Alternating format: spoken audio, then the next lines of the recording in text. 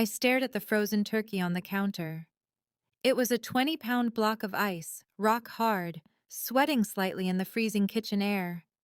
The heating system had been failing all week, but my parents said they'd deal with it after the holidays. My breath formed small white clouds in front of me. My phone lit up on the marble counter, vibrating loudly in the silence. A group chat notification. Mom created. Holiday bliss. A photo loaded. My mother, Susan, smiling brightly with a champagne flute in hand. My father, Jeffrey, beside her in a linen shirt, looking completely at ease. In the background, my twin sisters, Ashley and Jessica, already wearing oversized sunglasses, clinking glasses in what was clearly a first-class cabin. The caption read, "Finally, some peace." Another message followed.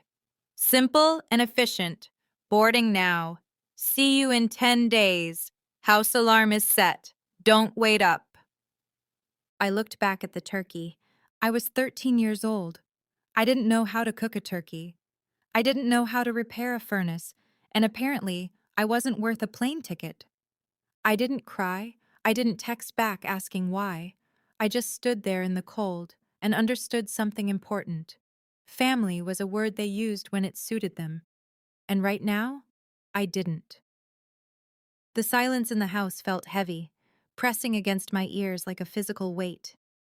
I couldn't cook the turkey, so I dug through the freezer and found a frozen burrito buried in the back. The wrapper was crusted with frost, but it was food. It was something. I put it in the microwave and pressed start. The low hum of the machine was the only sound in the house. Then, with a sharp pop, the hum died. The yellow display light vanished. The refrigerator motor shuddered and went still. The power was out. I stood in total darkness. The cold, which had been creeping along the edges of the room, now rushed in fully. My breath disappeared into the black air. I didn't scream. I didn't panic. I calculated. I had a coat. I had blankets. If I stayed in one room, I could survive the night. That's when twin beams of bright white light swept across the kitchen window, cutting through the darkness and catching dust floating in the frozen air. A car was pulling into the driveway. For one foolish second, I hoped they had come back, that they had realized they couldn't leave a 13-year-old alone for 10 days. I ran to the window. It wasn't my parents' sedan. It was a massive matte black SUV, idling like a predator at the gate. A man stepped out, tall, dressed in a heavy wool coat that looked more expensive than my mother's car. He didn't hurry. He walked to the front door with the steady confidence of someone who owned the ground beneath him. The doorbell didn't work. No power, but his knock echoed through the foyer. I opened the door. I knew who he was, though I had only seen him in whispered stories at funerals or in the background of old photo albums. Uncle Robert, the black sheep, the billionaire industrialist my father called soulless and my mother called dangerous. He didn't greet me. He didn't offer comfort. He looked at me, my shaking shoulders, the dark house behind me, the cold air spilling out. Then he looked past me into the black hallway. "They set the security alarm," he said in a gravelly voice, "but they didn't set up autopay for the electric bill." He stepped inside without waiting to be invited. He removed one leather glove and checked his watch. "Uncle Robert?" I whispered. His gray eyes met mine. They weren't cruel. They weren't kind. They were analytical. He was assessing. "Pack a bag, Alyssa," he said. "Essentials only. You are not staying in a museum." "Where are we going?" I asked. "Away from here." I ran upstairs. I didn't pack toys.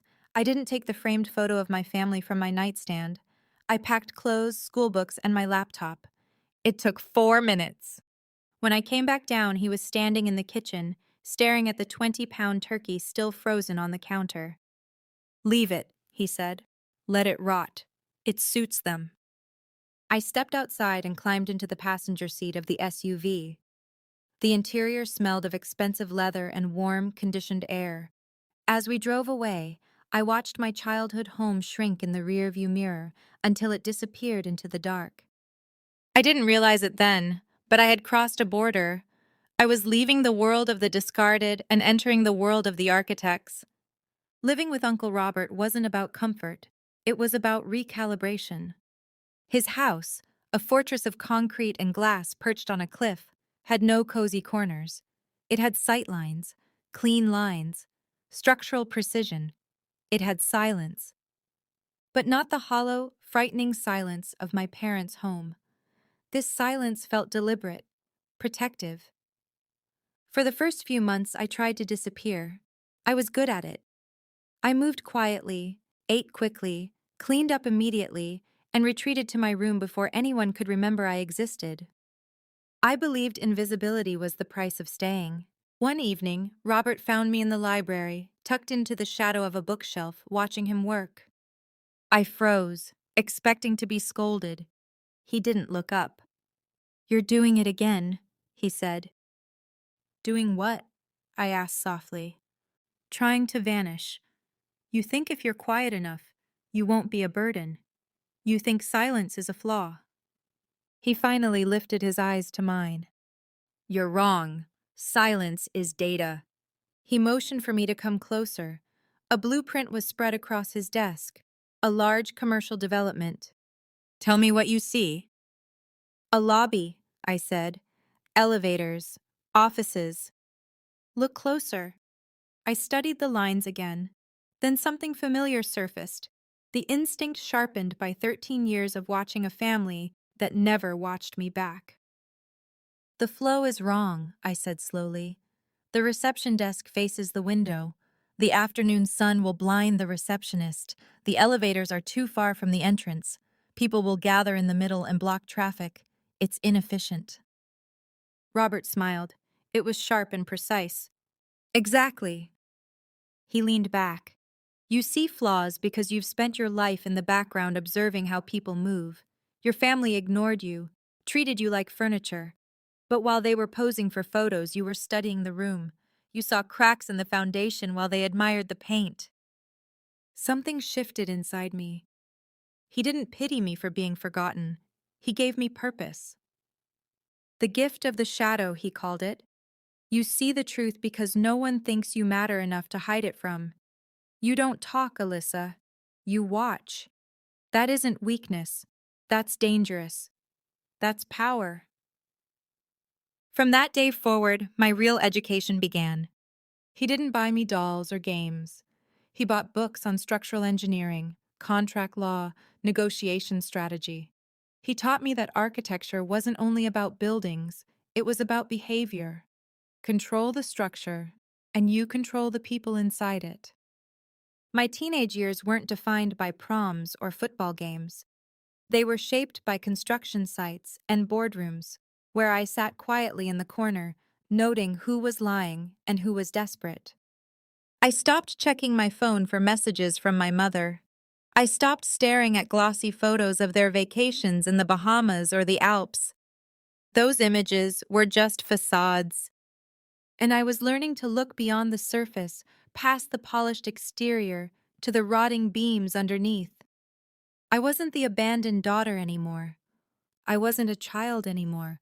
I was a project under construction, and my foundation was being poured with concrete, steel, and absolute unshakable resolve.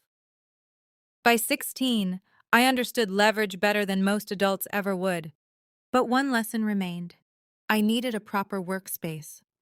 My desk was an old card table I'd dragged up from the basement. It wobbled every time I erased a line. I found Robert in the solarium reviewing quarterly reports. "I need a new desk," I said, "and a drafting lamp. The lighting in my room is inadequate." He didn't look up. "How much?" $800. He paused.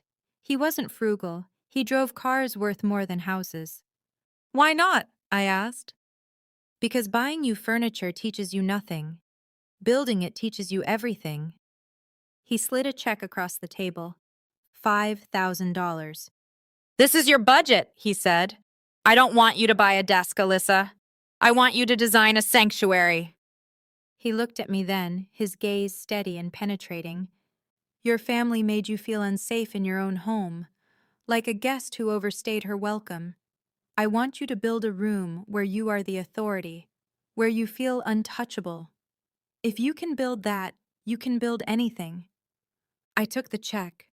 For the next 3 months, I became obsessed. I didn't simply furnish a room, I engineered an environment. I tore up the carpet to expose the concrete subfloor. I painted the walls a deep slate gray that absorbed light instead of reflecting it. I designed a custom L-shaped desk and hired a local welder to construct the frame, negotiating the price down by calmly pointing out imperfections in his earlier work. I installed soundproofing. I invested in an ergonomic chair that felt more like a cockpit than a seat. The space wasn't soft or decorative. It was a command center. When it was finished, I invited Robert in.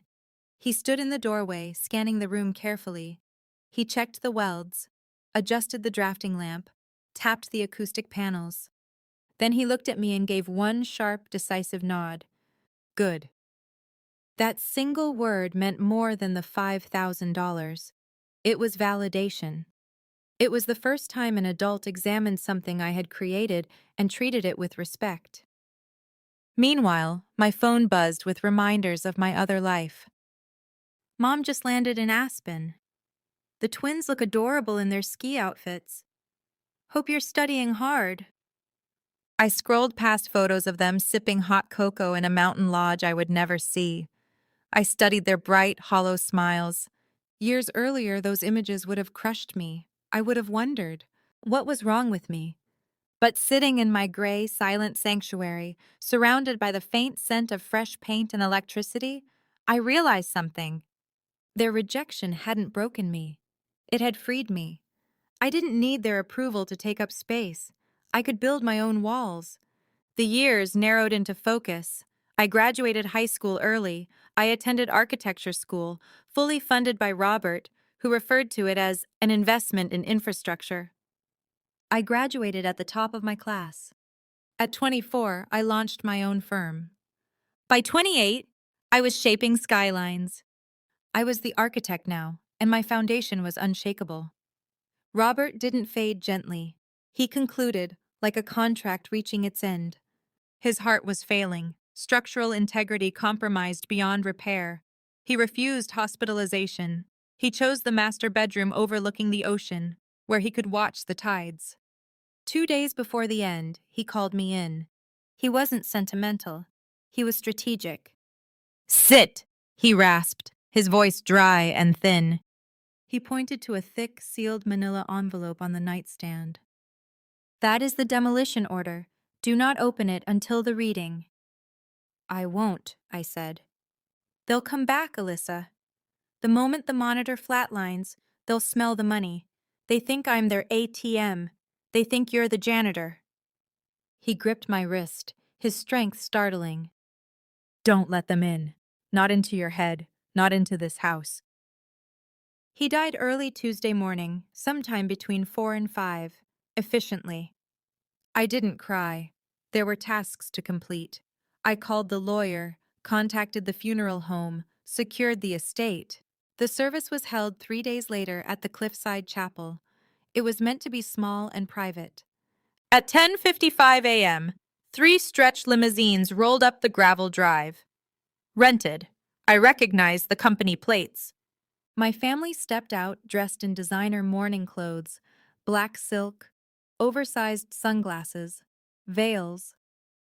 My mother, Susan, collapsed dramatically into my father Jeffrey's arms, sobbing for a brother she hadn't spoken to in 15 years.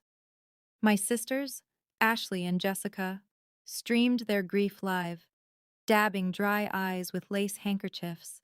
It looked like a poorly staged tragedy. I stood by the grave in a tailored charcoal suit I had designed myself. They walked past me without hesitation. They didn't see the CEO of a multi-million-dollar firm. They saw the 13-year-old girl in the freezing kitchen. They saw no one. Poor Robert, Susan whispered loudly to Jeffrey, ensuring half the congregation heard. Thank God he never married. the estate should cover the bankruptcy and the renovations on the summer house. They weren't grieving, they were calculating. After the service, they cornered me near the hearse. No hugs, no condolences.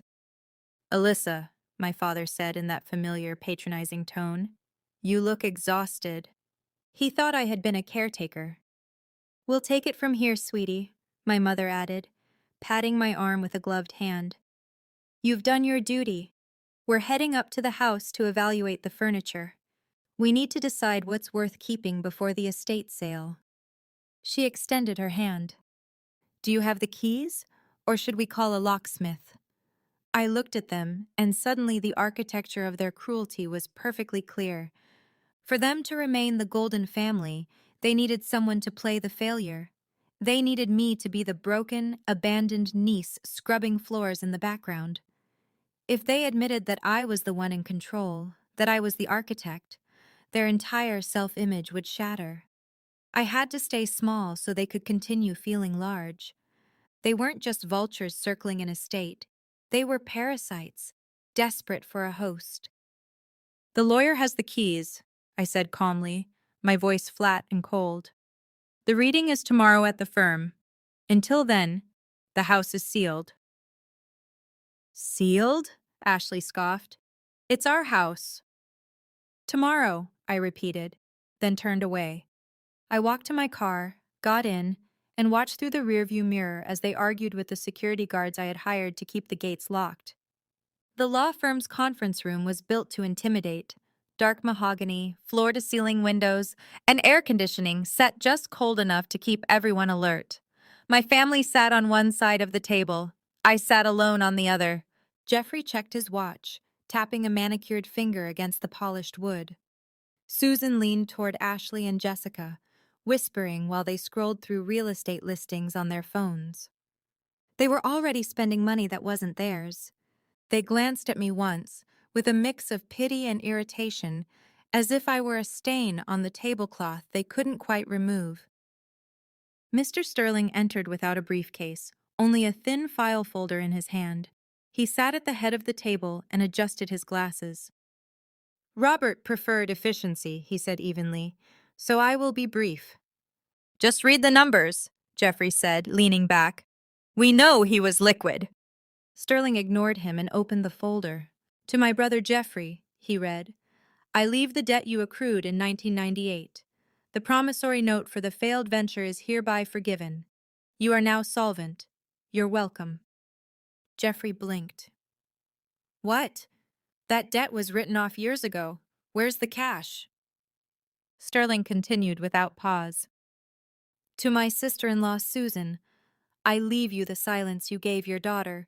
May it bring you the same comfort it brought her. Susan's mouth fell open. I don't understand. Is this a joke? And finally, Sterling said, lifting his eyes to meet mine, to my niece, Alyssa, the architect of her own life, I leave the entirety of my estate, the firm, the properties, the investment portfolios, and all residual assets, everything. The silence in the room lasted 3 seconds. Then it exploded. That's illegal! Jeffrey slammed his palm on the table. He was senile. She manipulated him. She was his nurse. She coerced him. We're contesting this. That's our money! Ashley shouted, her phone clattering to the floor. We're the family! I didn't move. I didn't speak. I watched them unravel with the detached focus of a scientist observing bacteria under a microscope. Sterling raised a hand. There is one more document. The room fell quiet again, thick with desperate hope that this would correct everything, that this would be the real will. Mr. and Mrs. Miller, Sterling said, addressing my parents, you claim Alyssa coerced Robert. However, this document suggests a different arrangement. He slid a single sheet of paper across the table toward Jeffrey.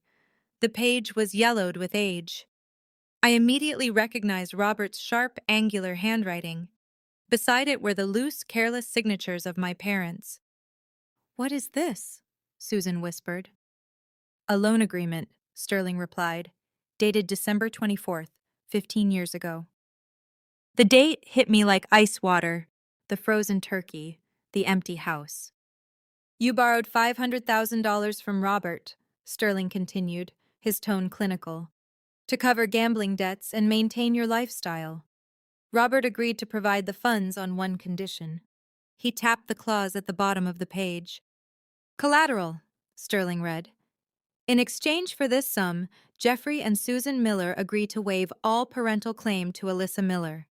They agree to transfer physical custody to Robert Miller and cease all financial and emotional support. They agree that the child becomes the responsibility of the lender. The world stopped. They hadn't forgotten me. They hadn't simply been careless. They had sold me. I stared at the page. $500,000. That was my price. That was why they never called. Why they never came back. It wasn't because I was unlovable.